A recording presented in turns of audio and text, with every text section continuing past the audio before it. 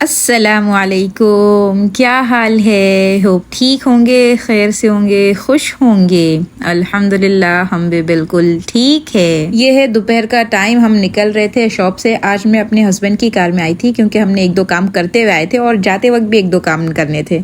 और एक दो काम में से ये था कि आज इंडियन ग्रोसरी थोड़ी सी करनी थी, तो वो लेने के लिए हम यहाँ पर आए हुए हैं। आप भी सोचते होंगे ये सारी ग्रोसरी मैं अपने मियाँ के साथ क्यों करती हूँ। असल में बात यह है, ड्राइविंग तो अभी आती है, लेकिन जब मैं पनामा आई थी ना तब मुझको नहीं आती थी। तो अल्हम्दुलिल्लाह हम दोनों का आदत हो चुकी है, भाई साथ में ही जाना है, साथ में ही करना है। हाँ, कभी कभार मैं ऐसे छोटा मोटा लेना हो तो अकेले चली जाती हूँ, वरना तो अल्लाह का शुक्र है इंडियन ग्रोसरी हो गई या मंथली या वीकली या फिर मार्केट वगैरह हो गई, हम साथ में ही जाते हैं। आप ये जुमला भी बोल सकते हैं कि मैं इंडिपेंडेंट होकर भी डिपेंडेंट ही रहना पसंद करती हूँ। जी हाँ, बिल्कुल ऐसा ही है। अच्छा, पहले ये सब चीजें लेते थे ना तो इंडिया के प्राइस से कंपेयर करके लेते थे। और जैसे ये सौंफ की बात करें, ये सौंफ का डब्बा $6 का था। $6 यानी होते हैं ₹550 कुछ। 550 का सौंफ का डब्बा कौन लेता है भाई हम तो नहीं लेते हैं। लेकिन फिर अब अल्लाह का शुक्र आदत हो गई भाई, इतने की मिलती इधर, अगर इंडिया के प्राइस से कंपेयर करने जाएंगे तो फिर कभी सौंफ खा ही नहीं सकेंगे। समझ में ही आया कि जब तक हमारी सोच नहीं बदलती है हमारी लाइफ बदल ही नहीं सकती है। अगर मैं वही सोचूं कि नहीं इंडिया में उतने की मिलती है, मुझको उतने की लेना है, मैं ये तो इतने ले ही नहीं सकती, तो मैं कभी जिंदगी भर कोई इंडियन चीज नहीं खा पाऊँ। अभी आप यहाँ पर देखेंगे चकरी हो गया या फिर आम की रोटी हो गया, अगर इंडिया के पैसों के हिसाब से इसको कंपेयर करने जाएंगे तो हाई बोले जाए। उसी तरह अगर हमको अपनी जिंदगी बदलना है तो उसके लिए भी 4 इजी से स्टेप है, अगर हम इसको फॉलो कर लेंगे तो इंशाल्लाह हमारी जिंदगी बदल जाएगी। उसको बताने से पहले चले मैं आपको एक मिसाल देती हूँ। मिसाल के थ्रू ना बातें ज्यादा अच्छी समझ में आती है। आप समझे कि आप आराम से अपने बिस्तर पर सो रहे थे, लेकिन आपको एहसास होता है कि आपके सर पर बड़ा पानी है, यानी आपको लगे कि आप डूबने लगे हो, पानी एकदम से आ गया है जो आपके ऊपर चला गया है सर के। तो आप अनकॉन्शियस में थे, आप बेखबरी में सोए हुए थे, लेकिन जैसे ही आपको पानी का एहसास हुआ और ये कि आपकी जान खतरे में हो, पहला काम क्या होता है, आप एकदम कॉन्शियस में आ जाते हैं, यानी आप बेदार हो जाते हैं, आप जाग जाते हैं। पहला यही होगा। फिर दूसरी कोशिश ये होगी कि कैसे इस पानी से बाहर निकलना है। आप उसके लिए हाथ पैर मारेंगे और हर वो हाथ पैर जो आपको वापस पानी की तरफ खींच रहे हैं आप उसको बिल्कुल नहीं मारेंगे, और वो हाथ पैर जो आपको पानी से बाहर निकालने में मदद कर रहे हैं आप वही स्टेप बार बार करेंगे। तो हम हाथ पैर मारते रहे और यहाँ तक कि हम पानी की जो ऊपर वाली सतह है ना वहां पर आ गए, यानी आपका जिस्म जो है नीचे है और आपका चेहरा यानी पानी के बाहर निकल गया। तो आपको एक सुकून की सांस होगी, और जैसे आप और निकलना है आपको एहसास होता है कि आपके पैर में एक जंजीर बनी है और वो आपके किसी फैमिली मेंबर के साथ जुड़ी हुई है, लोगों के साथ जुड़ी हुई है। यानी आप बाहर पूरे निकल ही नहीं सकते जब तक आप वो जंजीर वाले इंसान को भी जगा नहीं दे, उसको उठा नहीं दे, क्योंकि वो भी बेखबरी की नींद सोया है, अभी उसको एहसास नहीं हुआ कि भाई पानी ऊपर आ गया है। तो आप जल्दी से जाएंगे और वही काम जो आपने किया उसको बोलेंगे, यानी पहले उसको जगाएंगे और फिर उसको भी वही स्टेप बताएंगे जो आपने करके ऊपर तक आया है। बराबर ऐसे ही होगा। अच्छा, आपने उसको जगा भी दिया और उसको बताया भी है कि ऐसे करो तो ऊपर तक आ जाएंगे, लेकिन फिर वो अपनी लापरवाही में बोले, या फिर हर एक के पास वो हिम्मत ताकत नहीं होती है जो आपके पास है और वो नहीं कर पा रहा है, तो अब आप गुस्सा करने जाओगे ना तो आप भी नीचे उसके साथ ही डूब जाओगे। तो हम क्या करेंगे भाई, थोड़ा सब्र से हिम्मत से उसको साथ देते जाएंगे, कुछ नहीं अभी निकल जाएंगे, थोड़े रास्ता बचा है और थोड़ी हिम्मत रखो। यानी आप सब्र के साथ में, पेशेंट के साथ में उसको भी इतना क्या कहते हैं मोटिवेट करेंगे कि वो भी निकल कर बाहर आ जाए। समझ में ये आया जिस सिचुएशन में हम थे ना उसके लिए 4 स्टेप बहुत ज्यादा जरूरी थे। पहले तो जागना, फिर दूसरा ये कि ऐसे हाथ पैर मारना जिसकी वजह से हम बाहर आ सके, फिर तीसरा हमारे साथ जो लोग जुड़े हैं ना उनको भी उस चीज़ का एहसास दिलाना, और चौथा अगर वो थक जाए तो फिर उनको हिम्मत दिला के अपने सब्र के साथ में आगे बढ़ते जाना। बिल्कुल यही सूरत हाल अल्लाह ताला ने सूरे असर में बताई है कि वल असर इन्नल इंसान लफी खुस्र, की कसम है ज़माने की कि तमाम इंसान है ना खसारे में है, लॉस में है और फिर अनकॉन्शियस में है, बेखबरी में है। वैसे तो असर के बहुत सारे माने हैं, निचोड़ को भी असीर कहते हैं, लेकिन जो हमारी लैंग्वेज में अगर बात करें तो असर की जो नमाज होती है ना उससे हमको ज़्यादा अच्छा समझ में आएगा कि असर की नमाज ये बता रही होती है कि रात बहुत जल्दी होने वाली है। देखिए, अगर आपको कोई दावत हो रात के लिए, आप कब से तैयारी कर लेते हैं, सुबह से कर लेते हैं या फिर रात से, एक दिन पहले की रात से करते हैं। लेकिन ऐसा तो नहीं होगा अभी दावत रात की और आप असर के टाइम पे करेंगे और एकदम से आपके घर में कोई आके बोले कि अभी रात के खाने पे मेहमान आने वाले हैं, आप कैसी हड़बड़ी में आ जाएंगे कि भाई कैसे मैं कर लूँ सब कुछ। यानी असर का टाइम आपको बता रहा है कि टाइम बहुत कम है। तो अल्लाह ने कसम खा के बता दी कि तमाम इंसान खसारे में है। अब निकलने की कोई सूरत है क्या? तो अल्लाह 4 सूरतें बता रहा है, अगर जिनके ये चारों 4 काम बराबर हो जाएंगे तो वो इल्ला वो उससे मतलब अलग है, बाकी सब तो खसारे में ही है। तो उसमें सबसे पहला स्टेप ये है कि आमनू, यानी वो ईमान लाए। यानी उनको ये ईमान लाने का मतलब यहाँ पर अगर हम स्टोरी के हिसाब से समझेंगे, यानी वो जाग जाए, उनको ये एहसास हो जाए कि हम खसारे में हैं। फिर हमने दूसरा स्टेप पढ़ा था कि वो क्या करता है, हाथ पैर मारता है। तो फिर वैसा ही है कि आमिलुस सोलिहात, के नेक काम करने, यानी हर वो काम जो आपको जन्नत की तरफ ले जा रहे हैं, जो आपको खसारे में से बाहर निकल रहे, वो काम करेंगे हम। और वो काम जो हमको वापस खसारे की तरफ यानी नीचे पानी की तरफ खींच रहा है, वो काम से हम बच जाएंगे, यानी गुनाहों से बचना और नेक काम करना। फिर तीसरा स्टेप ये था ना कि दूसरों की मदद करें, यानी दूसरों की ईमान लाने में और नेक अमल करने में मदद किया जाए, यानी उनको जगाया जाए और उनको वो काम बताया जाए जो आपको इस मुसीबत से बाहर निकाल सकता है। तो ये करना, यानी खाली खुद अच्छे बन के खुद अच्छे अमल करके बैठ नहीं जाना, बल्कि दूसरों की भी मदद करना। और फिर चौथा स्टेप हमने पढ़ लिए थे, अगर दूसरे थक जा रहे हैं तो फिर उनके सब्र के साथ में, हिम्मत के साथ में, हौसला के साथ में उनकी हौसला अफजाई करना। वतवासौ बिल हक़, यानी उनको हक की तरफ बताना, उनको समझाना कि ये हक है।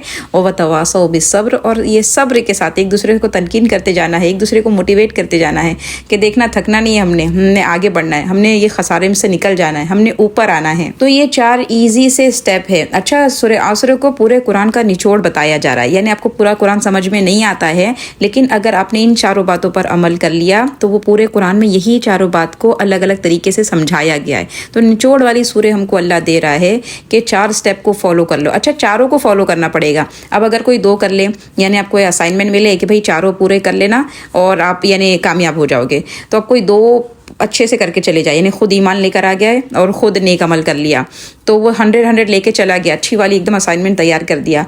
लेकिन दूसरे 2 के लिए जब पूछा जाए तो बोले वो तो मैंने नहीं किया, तो ऐसा नहीं चलेगा। चारों के 4 में अगर आप यानी थोड़ी थोड़ी करते रहे, यानी अपना 50% दिया, चारों में 60% दे दिया, तो ये 4 किए लेकिन 60% के साथ, तो इंशाल्लाह अल्लाह की ज़ात से उम्मीद है कि हम कामयाब हो जाएंगे। खाली 1-2 पर डिपेंड नहीं रहना है। अल्लाह से दुआ है कि हमको चारों स्टेप पर अमल करने वाले बना दे, ताकि हम खसारे में से निकल कर जन्नत की तरफ चले जाए। अच्छा, हमारे बच्चों की स्कूल की छुट्टी हो गई है, ये आखिर में कुछ उनको लास्ट डे गिफ्ट मिला है, तो वो खोला के दिखा रहे हैं। बच्चे बड़े खुश अब घर में ही हैं। अच्छा, घर में ही है ना, इसलिए उनकी स्नैकिंग और मंचिंग चलती रहेगी, इसी वजह से कुछ ना कुछ बनाते ही रहना है। तो चॉकलेट चिप्स की बिस्किट बनाई थी मैंने, और साथ में मैं है ना आज कैरेट केक बना रही हूँ। मैंने फर्स्ट टाइम ट्राई किया है मेरी बहन की रेसिपी से, और आप यकीन माने कि इतनी परफेक्ट रेसिपी है और बड़ी अच्छी बन जाएगी। यानी हो सकता है कभी आपका वैनिला चॉकलेट केक अच्छा नहीं बना हो, पर आप ये रेसिपी ट्राई करिएगा, 100% इंशाल्लाह अच्छा बनेगा इंशाल्लाह। और बहुत इजी भी है। यहाँ पर मैंने अंडे और शक्कर और तेल, ये तीनों चीज़ को अच्छे से मिक्स कर दिया है। मैंने लिख दिया यहाँ पर कि कितना क्या लिया है। अच्छे से इसको थोड़ी देर फेंट लिया है। फिर एक छन्नी में मैदा, बेकिंग सोडा, बेकिंग पाउडर, थोड़ा नमक और सिनेमन का पाउडर, ये चीज़ें ना जो खुश्क होती है, उसको छन्नी में डाल के अच्छे से छानने के बाद वही बैटर में अंडे वगैरह के उसमें डाल दिया है। एक अच्छा सा मिक्स दिया है और अखरोट चॉप किए हुए डाल दिए। मुझको पर्सनली कैरेट केक में जो अखरोट आते हैं ना, जो बाइट में बड़े मज़े के लगते हैं, तो बस वो डाल दिए है। फिर साथ में खुरचा हुआ गाजर भी, हाँ कैरेट केक है तो कैरेट तो होना ज़रूरी है ना, खुरचा हुआ गाजर डाल दिया है। फिर से एक अच्छा सा मिक्स और हमारा बैटर तैयार है। जैसे आपका बैटर तैयार हो जाए तो बेकिंग करने के लिए जब भी केक वगैरह पर है ना, आप क्या कहते हैं, ये बटर पेपर बिछा दे और बटर पेपर के ऊपर थोड़ा सा मस्का यानी बटर लगा दे और उसके ऊपर थोड़ा फ्लावर डस्ट कर दे और फिर अपना बैटर डाले। इंशाल्लाह कोई आपका बैटर है ना केक वेक चिपकेगा नहीं, बहुत अच्छे से ईजिली निकल कर आ जाएगा। ओवन अच्छे से गर्म हो चुका था तो मैंने अपना केक का बैटर रख दिया। अब थोड़ी देर में केक रेडी हो जाएगा। फिर यहाँ पर आज मैं चाउमीन भी बना रही थी। यहाँ पर मैंने चिकन के छोटे छोटे क्यूब्स ले लिए हैं, स्ट्रिप में कटी हुई, उसमें नमक, काली मिर्च, सोया सॉस, सिरका और डार्क सोया सॉस। फिर जितने सॉसेस मेरे पास थे वो मैंने डाल दिए, सिराचा सॉस और ग्रीन चिली सॉस, साथ में नांदो सॉस, जितना डाल दो मज़ा आ जाएगा। मैं कोई प्रोफेशनल कोई अपने कुक वुक नहीं है, जैसा बना लेती हूँ नॉर्मल सा वैसे ही आपसे शेयर कर देती हूँ। मैंने पानी भी गर्म करने रख दिया था, उसमें मैंने चाउमीन डाल दी। फिर जो हमारा कुकी का हमने बैटर बना के रखे थे ना फ्रिज में, वो अच्छा ठंडा हो गया, सेट हो गया। अब मैं उसको यानी बॉल बना के फ्रीजर में डाल दूँ कि अभी मुझको थोड़ी सी बेक करनी थी, बाकी फ्यूचर में इंशाल्लाह। अच्छा, आप में से किसी ने कमेंट किया था भाई रेसिपी वाले अलग वीडियो बनाया करे और फिर बयान वाले अलग बनाया करे, तो नहीं, फिलहाल तो मेरा यही तरीका है, साथ साथ में चल जाए। उनको जितनी अच्छी रेसिपी होती नहीं है, एक नॉर्मल सी होती है, उसके लिए क्या अलग चैनल बनाना। हाँ, लेकिन अगर आप लोग का प्यार रहा तो आगे देखा जाएगा। फिलहाल तो जो चल रहा है उस पर चलने दे। तेल ऐड कर दिया यहाँ पर चाउमीन के लिए और फिर स्लाइस स्लाइस की हुई प्याज डाल दी है, हल्का सा प्याज को सोटे किया है और जब प्याज सोटे हो गई ना तो उसी में फिर मैंने चिकन ऐड कर दिया है। कितने लोग ये सारी चीज़ें ना क्रिस्पी वगैरह रखते हैं, क्रंची होती है, पर हमारे बच्चे ये सब खाते नहीं, तो थोड़ा नरम रहेगा ना तो बच्चे फिर भी खा लेंगे। अभी के बच्चे ना एक्सरे मशीन है, यानी ये प्याज आ जाए, गाजर आ जाए तो ऐसे मुंह में से निकाल निकाल के देते जाते हैं कि ये लो संभाल लो। अभी तो थोड़े बड़े हो गए तो ऐसा नहीं करते हैं, लेकिन फिर भी जहाँ उनको मौका मिले करने के लिए तैयार खड़े होते हैं। तो इसलिए अपनी कोशिश होनी चाहिए कि जो नहीं खाते उस चीज़ को अवॉइड कर दे। चिकन अच्छे से भून गई तो मैंने उसमें लहसन का पाउडर ऐड कर दिया है, उसको डाला है, उसको भुना। फिर उसके बाद शिमला मिर्ची ये मैंने थोड़ी लंबी लंबी काट के रखी थी वो डाल दिया है, और साथ में गाजर को है ना मैंने खुरच के डाल दिया है। अभी कैरेट केक के लिए हम खुरच ही रहते तो हमने सोचा खुरच के ही डाल दो, बच्चे खा भी लेंगे, वो भी खुश, हमारा टाइम भी बच जाएगा, हम भी खुश। नूडल्स है ना उबल गई थी, पानी मैंने निकाल दिया और ये जो हमने मसाला बनाया है ना वो उसमें डाला है। अब बस वही सारे मसाले जो हमने चिकन मैरिनेट करते वक्त डाले थे वही मैं यहाँ पर डाल दूंगी फटाफट से। पता होगा आपको क्या क्या डालते, बनाना तो माशाल्लाह सबको आता है, बस थोड़ा सा वीडियो चलता है इसलिए बता दिया जाता है। सारा कुछ अच्छे से कर लेंगे मिक्स मिक्स मिक्स, और हमारी चाउमीन बन के तैयार हो गई है। फिर मुझको याद आया मैंने ग्रीन प्याज तो डाली नहीं है, तो कोई बात नहीं, अभी टाइम था तो मैंने उसको डाल दिया है। बच्चे है ना हमारे वाले इतना चाइनीज शौक से खाते नहीं, हम तो बड़े शौक से खाया करते थे, पर ये हमारे वाले बच्चे। ये हमारी चाउमीन तैयार है, साथ में फिर है ना वो कैरेट केक की आइसिंग बाकी है तो वो बना लेते हैं। यहाँ पर मैंने आइसिंग शुगर ली है 1 कप, और साथ में वो जो 1 पैकेट क्रीम चीज़ का आता है वो डाल दिया है, थोड़ा मेल्टेड बटर 2 टेबलस्पून जैसा डाल दिया है, साथ में वेनिला एसेंस और 2 टेबलस्पून दूध वगैरह डाल के एक मिक्सर में मैंने घुमा लिया है, अच्छे से घूम गया, मिक्स हो गया, और फिर हमारे कैरेट केक के ऊपर मैंने डाल दिया है। मज़ेदार सा, आप देखिए कितनी ईजिली, यानी वो बटर पेपर से निकल गया हुआ है, कोई परेशान नहीं करेगा आपको। हमारा कैरेट केक बन के तैयार हो गया है, बहुत ही अच्छा केक बना है।